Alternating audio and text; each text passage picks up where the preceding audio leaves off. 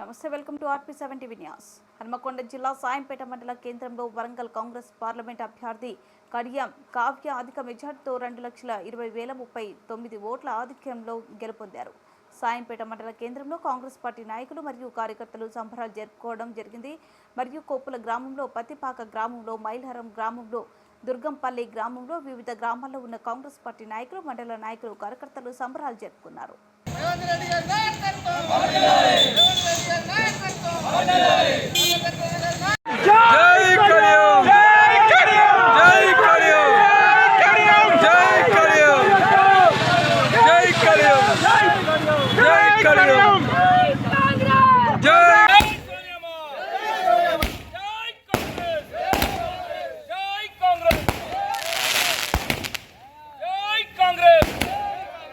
selfie